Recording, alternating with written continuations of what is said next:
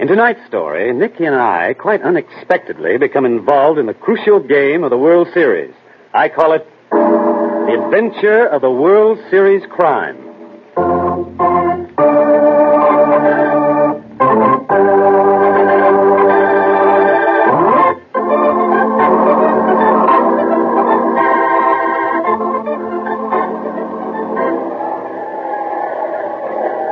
Series. Now, you all know what's happened. The Eagles won the first 3 games.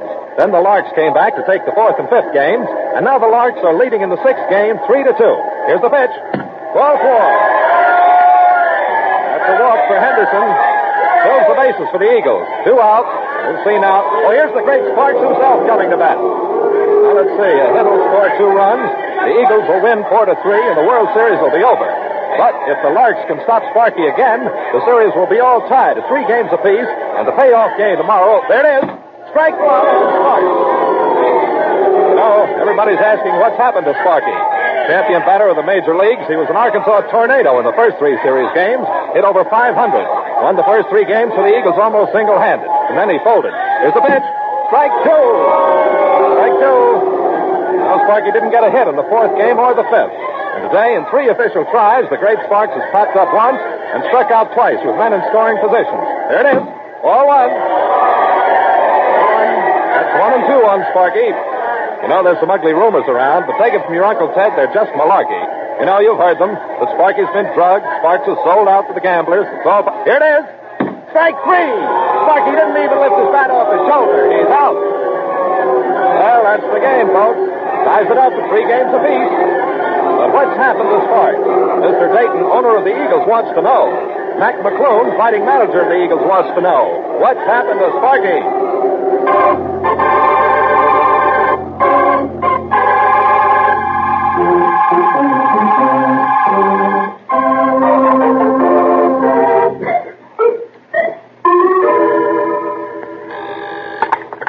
Yeah.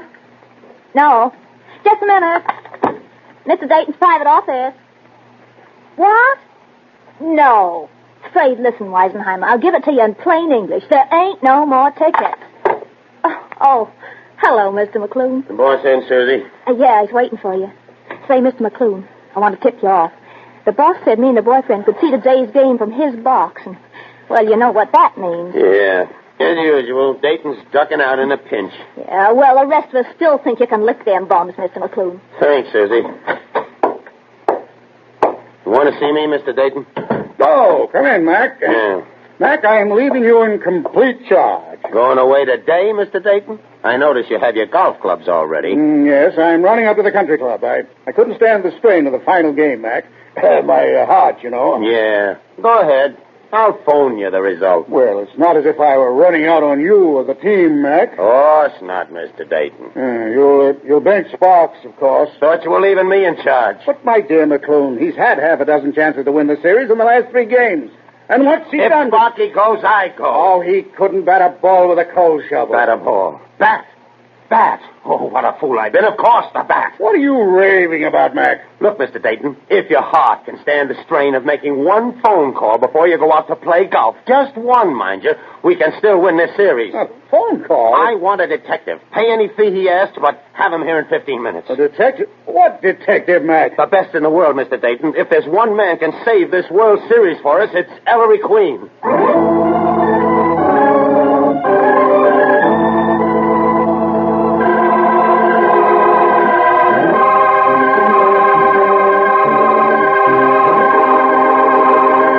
And there, ladies and gentlemen, you have the beginning of our mystery. We'll be back in just a moment to tell you more. But first, Ernest Chappell. You know, nobody minds hard work these days because we're working for victory. But what are you going to do when you're stopped by a common sick headache? Miss Edith Hyde of Fremont Avenue, Los Altos, California, has the answer to that. She writes, I work at the Red Cross 7 hours a day, 5.5 days a week, and spend what time I have left practicing my music. This constant work and study is quite a strain, and sometimes I get a common sick headache and my nerves feel on edge. Well, one evening, while listening to your very entertaining Ellery Queen program, I heard your clever, educated train tell about Bromo Seltzer, and I decided to try it the next time I got a headache. Was I delighted with the quick, effective relief I got. Why, in just a short time, my head felt a lot better, and my jumpy nerves began to calm down. I told everyone at the office about it, but most of them informed me that they were already familiar with Bromo Seltzer's grand health and had been relying on it for a long time. Now I'm never without Bromo Seltzer. I keep a bottle in my desk at the office and another at home. And that's a wise idea for everybody. You know, these days, you never know when you're liable to get a common sick headache. So if you don't already have a big blue bottle of Bromo Seltzer in your home medicine chest, get one tomorrow for sure.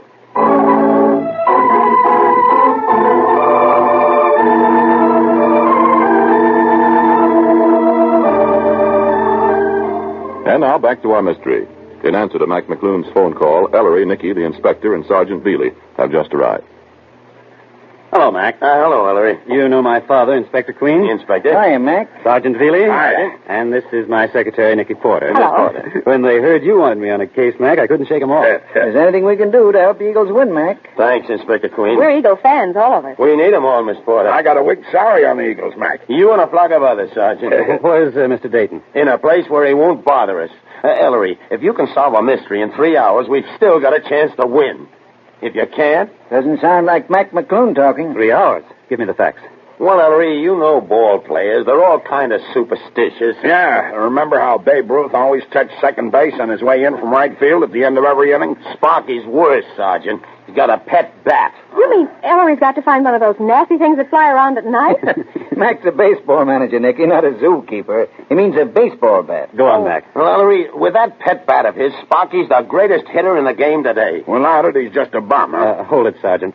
Mac, what happened to Spark's bat and when? Well, the morning after the third game, Sparky told me about it, but it went clean out of my head. Somebody stole his bat. Aha. If Sparky gets back his bat, you think he'll snap out of a slump, Mac? Inspector, I'll eat your badge in the launch dugout if he don't.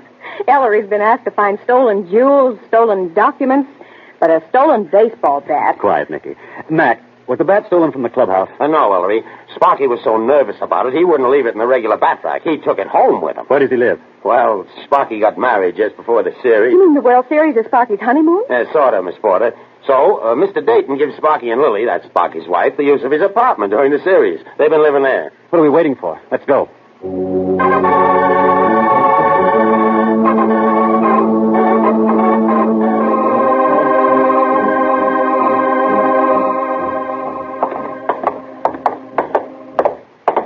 Here's Dayton's apartment, Inspector. Okay, Mac. Really, you park out here in the hall and watch this front door. Huh? We don't want to be disturbed. Go ahead, Ellery. Knock. Fancy layout. All right, Inspector. You ain't leaving me out in the cold in a case like this. Bailey! Yes, sir. Mac, come on in. Hello, Sparky. This is Inspector Queen, his son Ellery, and Miss Porter. Howdy. I'm going to meet the missus. Lily, Hi, meet Inspector Sparky. Queen. Gee, it's awful good of you folks to help Sparky. I reckon I'm past being helpful, Lily. Maybe not, Mr. Sparks. When did you first discover your bat was stolen? Well, Mr. Queen, I always put the bat in the hall closet there. The first thing I woke up the morning of the fourth game, I looked in the closet, and Uncle Sam, that's my pet name for the bat, you see. Sparky calls everything we own by a pet name, Mr. Queen. There's a skunk back home that bothers the chickens. Sparky calls him Hitler, and I'm beginning to like you, Sparky. The bat was missing, Sparky, when you first looked in the closet that morning? No, Inspector. That time Uncle Sam's standing there all right. But then all that morning we have visitors, and when they go away and Lily and me get ready to mosey over to the ballpark, why, I open the closet door and Uncle Sam's gone. How many visitors did you have? Wasn't it 3, Lily? Oh, 4, Sparky. 4 visitors. Well, that means one of them must be the thief. I reckon so, Miss Porter. I wasn't counting Mr. Dayton, Lily. He's not exactly a visitor. This apartment being his'n. Oh, Mr. Dayton come first. He forgot to take his golf bag with him when he gave up this apartment. So he comes to pick it up. Tell Mr. Queen who the other 3 were, Sparky. Okay, Mac. First there was Pagoli. Pagoli?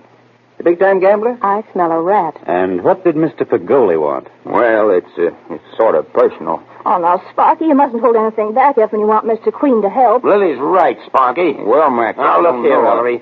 Sparky's the idol of sports fans all over the country, and he deserves to be. He's such a good example for the kids. Don't drink, don't smoke, a square shooter, but he's got one weakness that's going to get him in a heap of trouble. It already has. I know. I read about it in the papers. Well, that's where Pagoli fits. Gambling. Looks that way, Dad. The commissioner had you on the carpet about it, didn't he, Sparky? Yeah, Inspector. But Sparky won't listen. He wastes most of his dough paying off. Gee, I've tried so hard to make him stop. I even refused to marry him until he promised to quit. Only he didn't quit. I reckon you'll have to excuse me. Lily. Be a good girl, Nicky, and keep Mrs. Sparks company in the next room. All right, Ellery.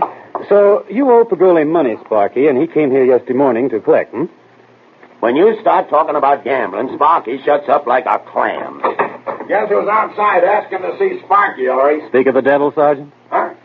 A big shot for Golly. Bring him in, Bailey. All right, Inspector. Step into the parlor, Mr. Fly. Be careful with your hands, you. Oh, I beg your pardon, Mr. Sparks. I come back tomorrow, eh? Well, now, I don't know. Might be too late, Pagoli. Inspector Queen, I not see you at first. In an umpire's eye, you'll not see him. Be careful how you talk, Mr. Veely. Sergeant Veely to you, pig.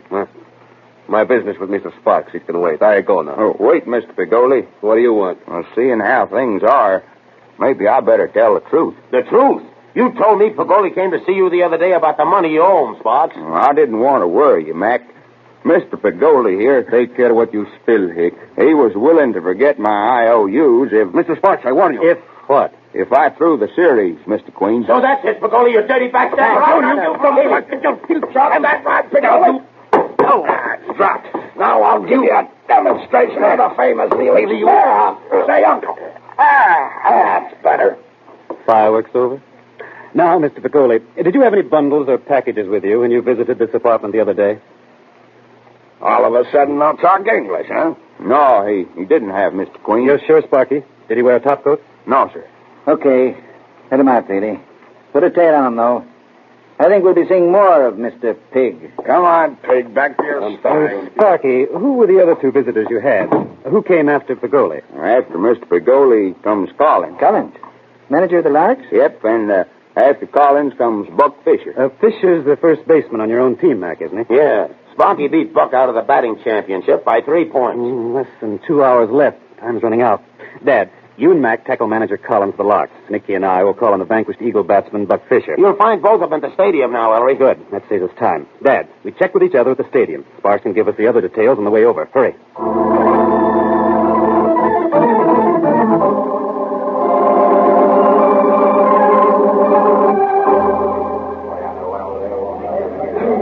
Collins, we've known each other since the old Sandlot days. We don't have to spar around. Oh, what's on your mind, Inspector?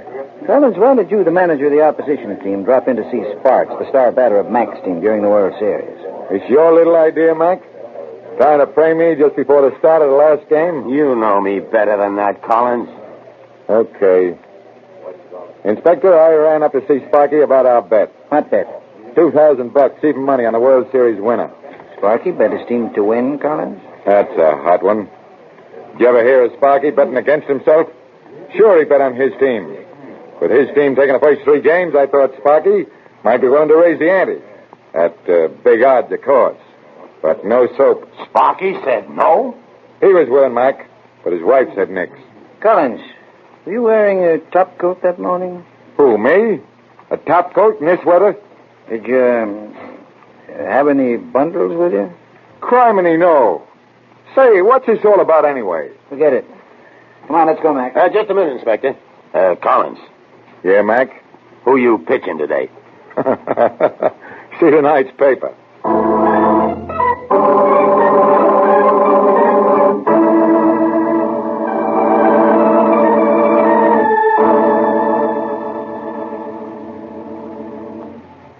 There's the door to the Eagles' locker room, Nicky. Yes, and there comes some Eagles. Excuse me, are you Buck Fisher? Yeah? See you out in the field, fellas. Who are you? What? Don't you know Ellery Queen? Never heard of him, lady. Hey, you're not the new sports writer for the Herald, are you? Strike. No, Fisher, I'm a detective. Detective? What goes? A few simple questions, Mr. Fisher. Why did you pay a visit to Sparks the morning of the 4th game? Well, Sparky and I had a bet all season on who'd wind up with the best batting average. Sparky won by 3 points. 10 is Hyde. And I saw him do it. Made 5 hits in the last game of the season. So what? So, why'd you drop in to see Sparky that morning, Fisher? Oh, we had another bet. Who'd get the most hits in the series? Sparky hit like a house afire the first 3 games, but I figured he'd fold. So that morning I comes up and I says, Sparky, how about doubling the bet? Did he, Fisher? He says yes, but his wife says no. So what's the matter, Sparky? Cold feet? Well, Sparky says okay. Yeah, then his wife starts the waterworks, so I beat it. But the double bet's on. Oh, there's a signal for batting practice. I got to go out and cloud a couple. Oh, Mr. Fisher, Yeah? did you wear a top coat that morning or carry any packages? What? No. Miss Porter, why did you ask Fisher those last two questions? If you can ask him of Pagoli, Mr. Queen, I can ask him of Fisher. That's what I thought. Come on, Miss Copycat. Let's find Dad.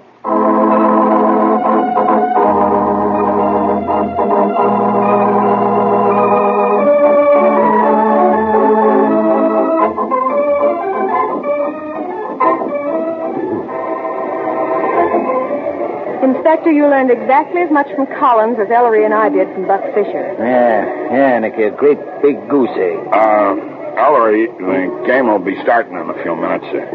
Are we getting anywhere? Well, Sergeant. We haven't even got to first base. Ellery, we're no nearer finding that bat than when we started. I wouldn't say that, Dad. Ellery, don't tell me you know where... Yes, I know where Sparky's bat is, Nicky. There's only a 50-50 chance it's still there. Dad, step aside with me. I'll tell you what to do. Now, you telephone. Ellery and his pesky secret. Yeah. I wonder what's cooking.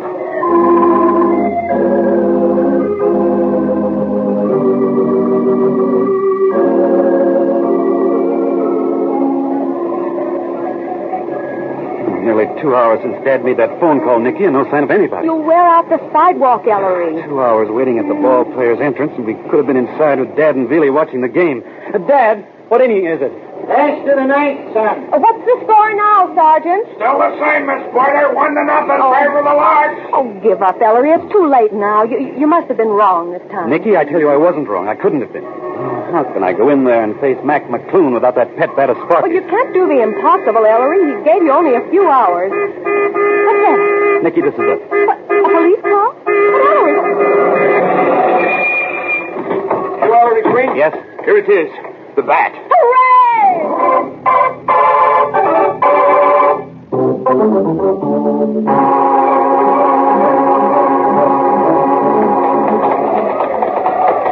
Mac, we got it. Are we in time, Mr. McClune? By the snakes of St. Patrick, it is. It's Sparky's bat. Hey, Sparks! Floyd, call Sparky back. He's on his way to the plate. Right? For the police department. Hank, how's it stand? Oh, we're behind, Inspector. Same as yesterday. 1-0. Last to 9 bases, full 2 out, and Sparky up. Sparks get a hit. Any hit will drive in 2 runs. And we win. Sparky, take the lead out of your feet. Hey, what is it, Mac? You're not drinking. Your bat, Sparky. Your own bat. Here. Now go on out there and use it. Uncle Sam. Don't you worry, Mac. Good old Uncle Sam won't let you down. One side, fellas.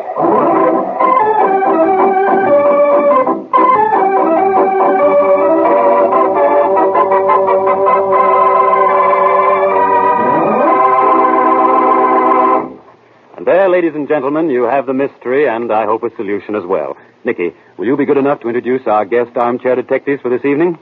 Well, Ellery, our guests tonight are certainly the right men to try to solve this mystery, because both of them know just about all there is to know about baseball. And when I tell you who they are, you'll see what I mean. Our first guest is Ken Sears, catcher of the New York Yankees and son of Ziggy Sears, famous National League umpire. You can be sure that when the Yankees meet the St. Louis Cardinals for the first World Series game October 5th, more than a few eyes will be watching Ken Sears. All right, Nicky, I'll agree the first guest knows baseball. But what about the second? Well, our second guest isn't a ball player, but that doesn't mean he doesn't know about baseball. He's Art Flynn, business manager of the Sporting News, the Bible of the baseball world. Mr. Flynn has been with the Sporting News for 16 years and has covered every World Series in that time. Mr. Flynn says that the Sporting News has a tremendous international circulation, since so many of its old readers are now in the service, but still yelling for their copies. And, incidentally, they get them. And now, Ellery? Mr. Sears, I have 2 questions for you this evening. Number 1, where did I find Sparky's bat? And 2, who stole it? Well, Mr. Queen, I believe you found that bat in Mr. Dayton's golf bag. Mr. Dayton's golf bag. And how did it get there? Well, I believe Mr. Dayton visited Sparky's apartment that morning, and I believe he stole that bat and went out to the golf course to play golf and missed that last game of the World Series. Mm-hmm. Thank you very much, Mr. Sears. And now, Mr. Flynn, where did I find Sparky's bat and who stole it?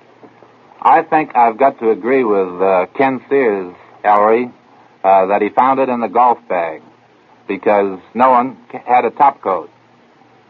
And secondly, I'd say that the person that put it there was Lily, the wife, because when they were talking about if he threw the series and she walked out and said no when they wanted to double his bet, it's the case of that famous French saying, cherchez la femme. Well, thank you very much, Mr. Flynn and Mr. Sears. You'll have to wait a moment to find out whether you've solved tonight's mystery correctly. And in the meanwhile, here's Ernest Chappell, who, it develops, is up on his modern slang. Ellery means I'm hep to the jive, I suppose. And all because I happened to mention to him that when you have a headache, you just can't be on the beam. In other words, you don't feel 100%. But if you're hep, that is to say, if you know your way around, the chances are that you know our Bromo Seltzer gives quick, effective relief from the three-way misery that may often accompany a common sick headache. Yes, Bromo Seltzer acts three ways, on head, nerves, and stomach. Try Bromo Seltzer the next time you have a common sick headache. See how quickly it has you cooking with gas. Or, as we old fogies say, feeling more like your old self again.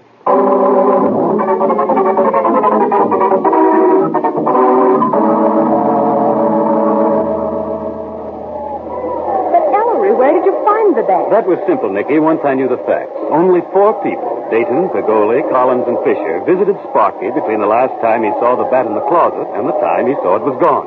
So obviously, one of those 4 stole the bat from the apartment. Well, I said that long ago, Ellery, but which one? The important question wasn't who took the bat, Nicky, but how. How was the bat taken out of the apartment under Spark's nose without Spark seeing it? Strike one. After all, a bat is a sizable object, 36 inches long, and a solid hunk of hickory. So that's why you asked about the packages and the topcoats, huh? Right, Dad. But none of the 4 visitors carried a package or wore a topcoat. The topcoat idea was a shot in the dark. Actually, you can't conceal a 36-inch baseball bat under a coat, or inside a trouser leg for that matter, and still walk like a human being. Yet the bat was taken from the apartment. How? Ball one. There was one article taken out of that apartment that was big enough to conceal a 36-inch baseball bat. But Spark said nothing went out, sir. Wrong, Dad. Spark said one thing did go out. Remember? Dayton's golf bag. Dayton, the owner of the Eagles, the one who lent the Sparks' his apartment? That's right. Dayton came back for his golf bag, Sparky said. And with the top zippered over, it'd hold a baseball bat and not be seen. No. Strike two. Now, either Dayton put the bat in his golf bag or someone else did. If Dayton were the thief, the first thing he'd do once he was out of the hotel was get rid of the bat. But if someone else put the bat into Dayton's bag and Dayton hadn't yet looked inside, the bat would still be there. So, Nicky, Ellery told me to phone the chief of police nearest to Dayton's country club. Chief rushed to the club, found Dayton's bag still unopened, and the bat inside. So Mr. Dayton can't be the thief. And there's ball two. Then who stole the bat? Who did it? Well, who hid it in Dayton's golf bag? Well, who was in the apartment when Dayton took away his bag? Not Pagoli, not Collins, nor Fisher. None of them had arrived yet. Only 2 people were there besides Dayton, Sparks and his wife. Did Sparky steal his own bat? Would he deliberately get rid of the one thing he needed most to win his bet? No. Couldn't be Spark. Then it must be... You mean his own wife? Mr. Sparks stole that bat? She's the only one left, so Sparky's wife must be the thief. Ball 3, Maestro. For Pete's sake, Ellery, why? Mrs. Sparks, Yes, Mr. Queen. will you come here, please? Wanting me, Mr. Queen? You've heard what I just said. Mrs. Sparks. Lily, why did you do it? Oh, gee, I thought if Sparky lost his pet bat, he'd lose his bets, and Collins and Fisher and Pagoli and all the others. I thought that would cure him. But I didn't realize what it would mean to Mac and to Sparky's teammates and all the fans. I was scared to admit it. Doggone it, a foul. Ellery, do we have to tell Sparky? If everything comes out all right, I don't see why, Nicky. Oh, you're a darling.